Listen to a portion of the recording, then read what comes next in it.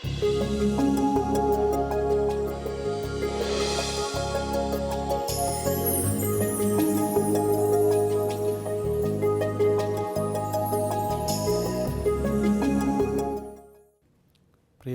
ശാലോം പ്രേക്ഷകരെ, ഏറ്റവും ഹൃദ്യമായി പുതിയ എപ്പിസോഡിലേക്ക് സ്വാഗതം ചെയ്യുന്നു. നമ്മളിന്ന് ഒരു ഇൻഫർമേഷൻ എക്സ്പ്ലോഷൻ്റെ യുഗത്തിലാണ്. വിജ്ഞാന വിസ്ഫോടനമാണ്. എവിടെ നോക്കിയാലും അറിവാണ്. എത്രമാത്രം ടെലിവിഷൻ ചാനലുകൾ, എത്രമാത്രം ഓൺലൈൻ പത്രങ്ങൾ, എത്രമാത്രം ഫേസ്ബുക്ക് പേജുകൾ, അതുപോലെ തന്നെ പ്രിൻ്റ് മീഡിയയിലുള്ള പത്രങ്ങൾ, മാസികകൾ, അതിനും പുറമെ സമൂഹ മാധ്യമങ്ങളായ വാട്സാപ്പ്, ഇൻസ്റ്റാഗ്രാം പോലെയുള്ള കാര്യങ്ങൾ. ഇതിലൂടെയൊക്കെ കടന്നു വരുന്ന വാർത്തകളെന്ന് തോന്നിക്കത്തക്ക രീതിയിലുള്ളവയോ തിരിച്ചറിയാനായിട്ട് നമുക്ക് കഴിയുന്നില്ല എന്നുള്ളതൊരു വസ്തുതയാണ്. ഇവിടെ നമ്മൾ വളരെയധികം ഡിസ്ക്രിഷൻ, ഒരു വിവേചനാബുദ്ധി ഉപയോഗിച്ചേ മതിയാകൂ. കാരണം ഇപ്പോൾ ഇതിനെ ഒന്ന് നിയന്ത്രിക്കാൻ ഫലപ്രദമായ സംവിധാനങ്ങൾ ഇല്ല എന്നുള്ളതാണ് വസ്തുത. മനുഷ്യൻ സ്വതവേ സ്വാർത്ഥനാണ്. എൻ്റെ സ്വാർത്ഥത പൂർത്തീകരിക്കാൻ വേണ്ടി അതിനനുകൂലമായ വാർത്തകളും തോന്നിപ്പിക്കുന്ന രീതിയിലുള്ള കാര്യങ്ങളുമെല്ലാം ഞാൻ ഉണ്ടാക്കിവിടും. ഇങ്ങനെ നമ്മുടെ ഇന്നത്തെ ഈ മാധ്യമ ലോകം മുഴുവനും നിറഞ്ഞു നിൽക്കുകയാണ്. ഇത് തിരിച്ചറിയണമെങ്കിൽ അപാര ജ്ഞാനം തന്നെ വേണം. ഒരു തരത്തിൽ പറഞ്ഞ ഒരു പരഹൃദയ ജ്ഞാനം തന്നെ വേണ്ടി വരും. അതുകൊണ്ടാണ് സുഭാഷിതങ്ങളുടെ പുസ്തകം 2-ാം അധ്യായം ഇപ്രകാരം പറയുന്നത്: മകനെ, എൻ്റെ വാക്ക് കേൾക്കുകയും എൻ്റെ നിയമം കാത്തു സൂക്ഷിക്കുകയും ചെയ്യുക. നീ ജ്ഞാനത്തിന് വേണ്ടി ചെവി കൊടുക്കുകയും അറിവിൻ്റെ നേരെ നിൻ്റെ ഹൃദയം ചായ്ക്കുകയും ചെയ്യുക. പൊരുളറിയാൻ വേണ്ടി കേണപേക്ഷിക്കുക. അറിവിന് വേണ്ടി വിളിച്ചപേക്ഷിക്കുക. നീ അതിനെ വെള്ളി എന്ന പോലെ തേടുകയും നിഗൂഢ നിധി എന്നതുപോലെ അന്വേഷിക്കുകയും ചെയ്യുക. അപ്പോൾ നീ ദൈവഭക്തി എന്തെന്ന് ഗ്രഹിക്കുകയും ദൈവത്തെക്കുറിച്ചുള്ള അറിവ് നേടുകയും ചെയ്യും. എന്തെന്നാൽ കർത്താവ് ജ്ഞാനം നൽകുന്നു. അവിടുത്തെ വചനത്തിൽ നിന്ന് അറിവും വിവേകവും പുറപ്പെടുന്നു. അവിടുന്ന് സത്യസന്ധർക്കായി അന്യൂനമായ ജ്ഞാനം കരുതി വയ്ക്കുകയും ചെയ്യുന്നു. അപ്പോൾ നമ്മൾ ചെയ്യേണ്ട ചില കാര്യങ്ങളാണ് ഈ പറയുന്നത്. നമ്മൾ എന്ത് ചെയ്യണം? ജ്ഞാനത്തിന് വേണ്ടി ചെവി കൊടുക്കണം. അറിവിൻ്റെ നേരെ ഹൃദയം ചായ്ക്കണം. കേൾക്കുന്നത് അതേപടി വിശ്വസിക്കരുത് എന്നർത്ഥം.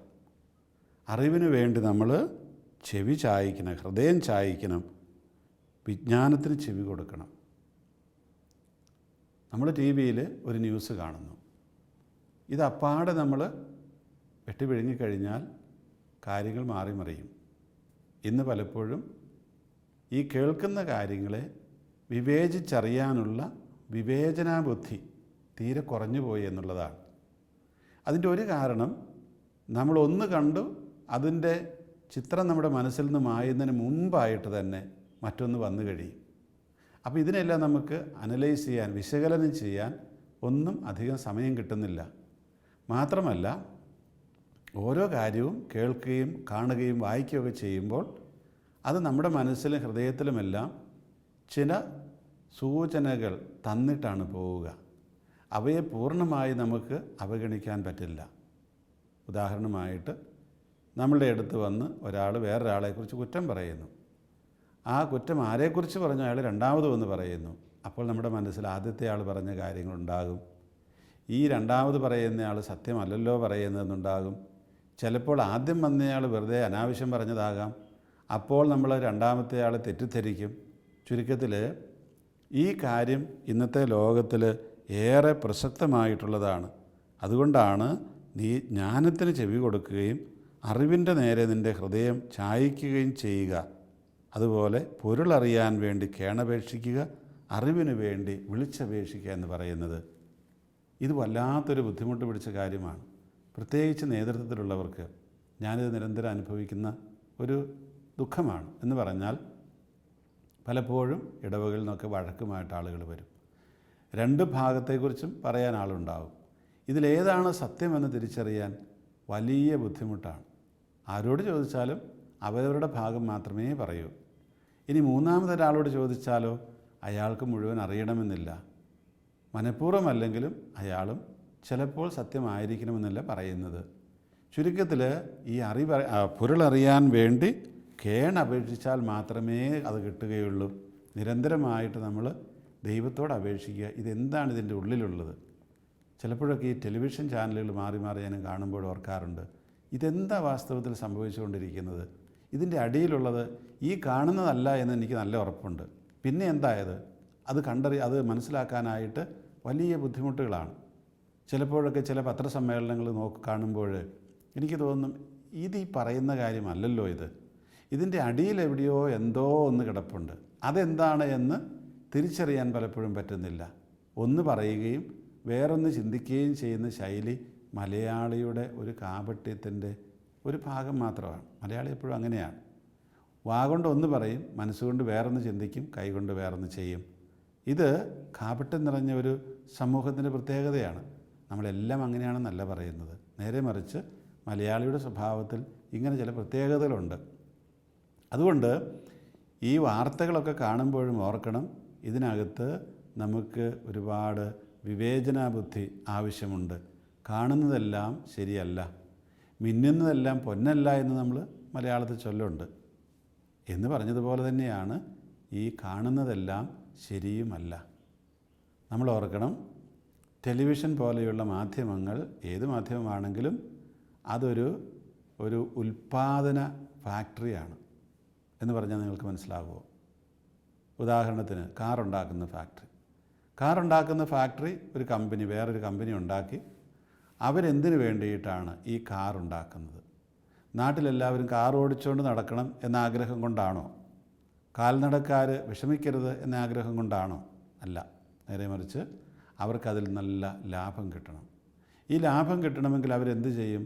നല്ല കാറുണ്ടാക്കി, ഭംഗിയുള്ളതുണ്ടാക്കി, ആളുകൾക്ക് ആകർഷണീയമായ രീതിയിൽ കൊടുക്കണം, വില കുറച്ചും കൊടുക്കണം. എങ്കിലേ ആളുകൾ വാങ്ങിക്കുകയുള്ളൂ. ചുരുക്കത്തിൽ കാർ കമ്പനിക്കാരൻ കാറുണ്ടാക്കുമ്പോൾ അവൻ നോക്കുന്നത് അവൻ്റെ ലാഭമാണ് പ്രധാനപ്പെട്ടത്. അതിനായി അവൻ്റെ ഈ ഉൽപ്പന്നം അവൻ വിൽക്കണം. ഉൽപ്പന്നം മേടിക്കുന്നവരുടെ ഇഷ്ടമാണ് അവൻ നോക്കുന്നത്. അതനുസരിച്ച് അവനതുണ്ടാക്കി കൊടുക്കും. അല്ലാതെ അവൻ്റെ ഇഷ്ടം അനുസരിച്ച് ഉണ്ടാക്കി കൊടുത്തിട്ട് കാര്യമില്ല. അവനൊരു പക്ഷേ കറുത്ത നിറമായിരിക്കും ഇഷ്ടം, പക്ഷേ കറുത്ത നിറം അധികം പേര് മേടിക്കാനുണ്ടാകുകയില്ല. അതുകൊണ്ട് കാറെല്ലാം കറുത്ത പെയിൻ്റ് അടിച്ചാൽ അവിടെ കിടക്കുകയേ ഉള്ളൂ. നേരെ മറിച്ച് അവന് ഇഷ്ടമില്ലെങ്കിലും വെള്ള കളറാണ് ആളുകൾക്ക് ഇഷ്ടമെങ്കിൽ ആ തരത്തിലുള്ള കളറടിച്ച് കാർ കൊടുക്കും. കാരണം കാശാണ് പ്രധാനപ്പെട്ടത്.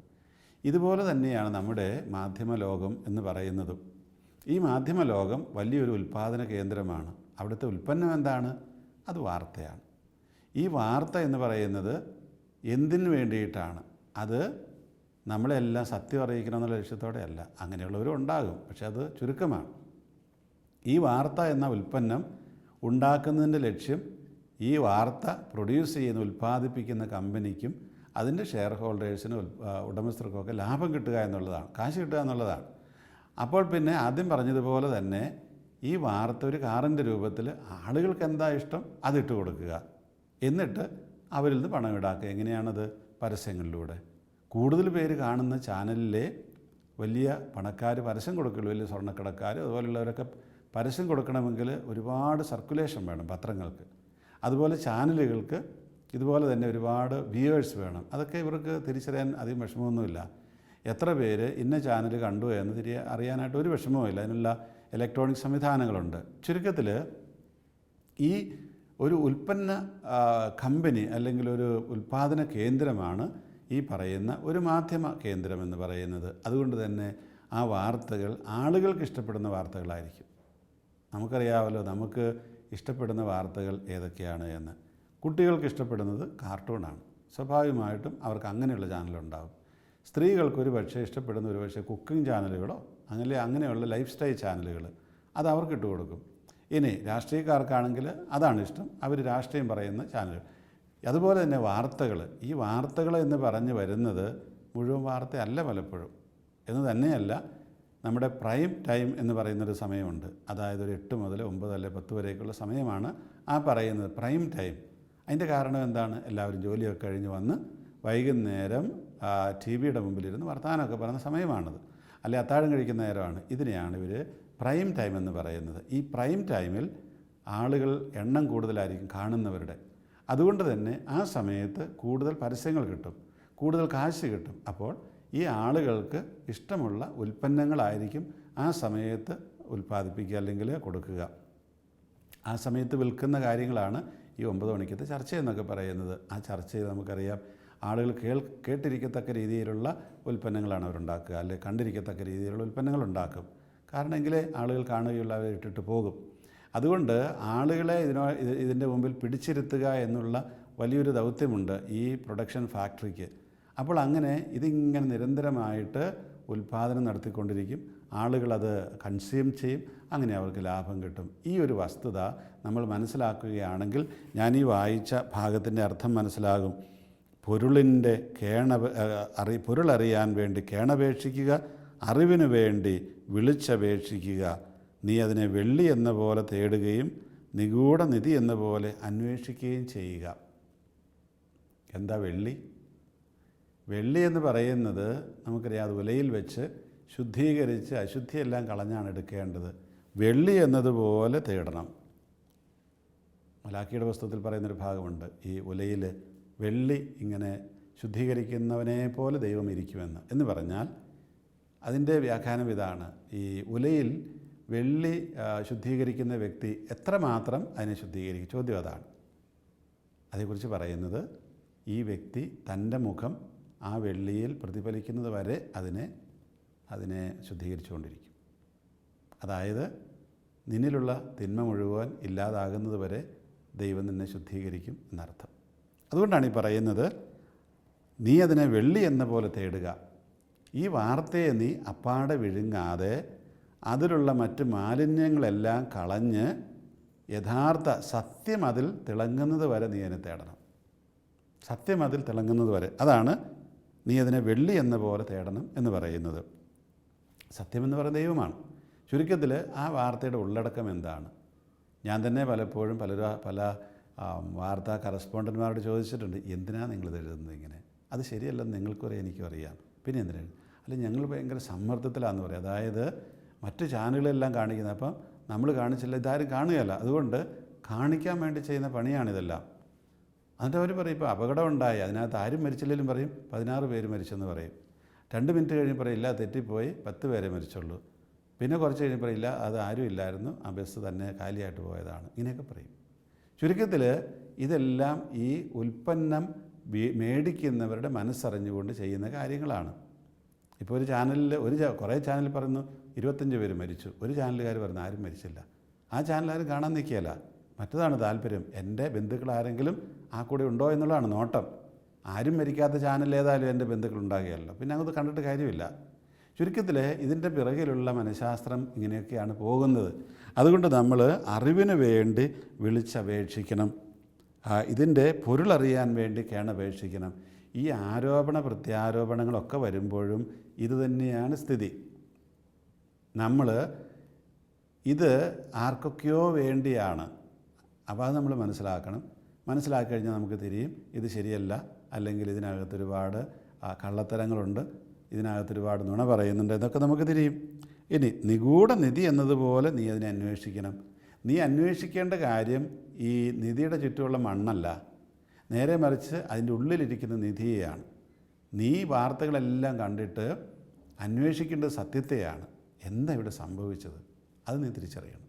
എന്നിട്ട് വേണം നീ വിമർശിക്കാനും അഭിപ്രായങ്ങൾ പറയാനും നിരീക്ഷണങ്ങൾ അവതരിപ്പിക്കാനും ഒക്കെ. എന്നിട്ട് വേണം. അത് വളരെ വലിയ ബുദ്ധിമുട്ടേറിയ ഒരു പ്രക്രിയയാണ്. അല്ലെ നമ്മളിങ്ങനെ ഒരു തോടെ കയറിയ മീൻ കണക്കെ അങ്ങ് പോവുകയുള്ളൂ. നിങ്ങൾക്കറിയാം, ഈ ഊത്ത കയറുന്ന കാലത്ത് ഞങ്ങളുടെയൊക്കെ അവിടെ എൻ്റെ ചെറുപ്പകാലത്ത് വയലിലൊക്കെ ഒരുപാട് ഊത്ത കയറുമായിരുന്നു. പിള്ളേർക്കറിയാവുന്ന എനിക്ക് അറിഞ്ഞുകൂടാ. ഊത്ത എന്ന് പറഞ്ഞാൽ ഇങ്ങനെ പുതുവെള്ളം വരുമ്പോൾ അവർ മീനുകൾ മുട്ടയിടാൻ പോകുന്ന സമയമാണിത്. അവരിങ്ങനെ വളരെ ഉത്സാഹത്തോടു കൂടി പുതുവെള്ളത്തിൽ മേപ്പോട്ട് പോകും. അങ്ങനെ വയലിലൊക്കെ കയറി അവർ മുട്ടയിടുന്ന സമയത്ത് അവർ ഒരുപാട് പിടിച്ച് നമുക്ക് ഒരുപാട് മീൻ കിട്ടും. അപ്പോൾ അങ്ങനെ പോകുന്ന ഒരു പോക്കിൽ അർത്ഥമില്ല.